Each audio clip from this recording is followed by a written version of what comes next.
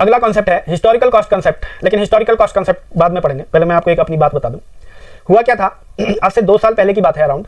मेरा एक फ्रेंड है, उसके सिस्टर की शादी थी, ठीक है। उस टाइम पे हमें क्या करना था, हम लोगों को काम दिया था कि जो सोनार है उसके पास जाके सोने का एक दो तीन जेवर थे, अब मुझे एग्जैक्टली याद नहीं है कि कौन कौन सा जेवर था, वो बुक करना था, ठीक है। तो हम वहाँ पे गए, मैं और मेरा फ्रेंड गए। हमने पूछा कि कैसे तोला दे रहे हैं। उसने उस टाइम पे रेट बताया कि 75,000 तोला है सोना। उस टाइम पे यही रेट था। हमने बोला ठीक है, आप एक काम करो, ये इतने इतने मतलब बना दो और आप बुकिंग प्राइस अभी से 20,000 रुपये ले लो। तो हमने 20,000 रुपये जमा किए, 75,000 रुपये सोने के दाम तय हो गया था, और तो हम चले आए। 2 महीने बाद शादी थी, तो 2 महीने बाद हम उस सोनार पे वापस जाते हैं और हम बोलते हैं कि जो हमने बुक किया था ना सोना, वो रेडी हो गया, तो आप हमें दे दो। सोनार क्या बोलता है, सोनार बोलता है कि भैया जब आप 2 महीने पहले तो 75,000 रेट था, लेकिन अब इसका रेट जो है वो 1 लाख रुपए हो गया है, तो अब आपको जो है पैसा 1 लाख के हिसाब से देना पड़ेगा। बताओ, पैसा 1 लाख रुपए के हिसाब से देना पड़ेगा कि 75,000 रुपए के हिसाब से देना पड़ेगा? क्योंकि बातचीत क्या हुई थी, हमारी बातचीत तो 75 पे हुई थी, बाद में रेट बढ़ गया तो उससे हम क्या कर सकते हैं, हमने तो बुकिंग किया था।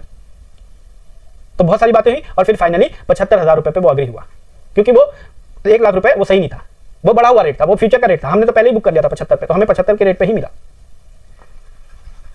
ये कहानी मैं आपको क्यों सुना रहा हूं, आप भी सोच रहे होंगे। मैं आपको बता दूं, हिस्टोरिकल कॉस्ट कॉन्सेप्ट यही बात कहता है। क्या कहता है? ये बात कहता है कि जो प्राइस आपने खरीदा है, जिस प्राइस पे आपने बुक किया या खरीद लिया है, उसी प्राइस पे आप अपने अकाउंट में, खाते में आप उसी प्राइस को चढ़ाओगे, ना कि बढ़े हुए प्राइस को। मतलब इसका बढ़ा हुआ प्राइस कितना था, 1 लाख, तो आप बुक में 1 लाख रुपए नहीं चढ़ाओगे। कितना चढ़ाओगे? 75,000 रुपए ही चढ़ाओगे, क्योंकि 75,000 का ही आपकी खरीद थी। अब चाहे फ्यूचर में उसके रेट बढ़ गए, 2 साल बाद, 4 साल बाद, 10 साल बाद तो और रेट बढ़ जाएंगे। तो उस टाइम पे क्या, फिर अब मान लो कि आज 2026 है, 2028 तक सोने का रेट कम से कम भी तो 2 लाख रुपए होगा, आप देख लेना। तो क्या मैं उस रेट पे उसको दिखाऊंगा? नहीं। जिस रेट पे मैंने खरीदा, बुक्स ऑफ अकाउंट में, खाते में, मैं उतने ही रेट पे दिखाऊंगा। यही कहता है हिस्टोरिकल कॉस्ट कॉन्सेप्ट, और कुछ नहीं कहता है। पढ़ के देख लो। Assets and services should be recorded in the books of account at the original purchase cost. जिस कॉस्ट पे आपने खरीदा था उसी कॉस्ट पे दिखाओगे। जैसे मान लो आपने कोई जमीन खरीदी थी 1 लाख रुपए की, ठीक है।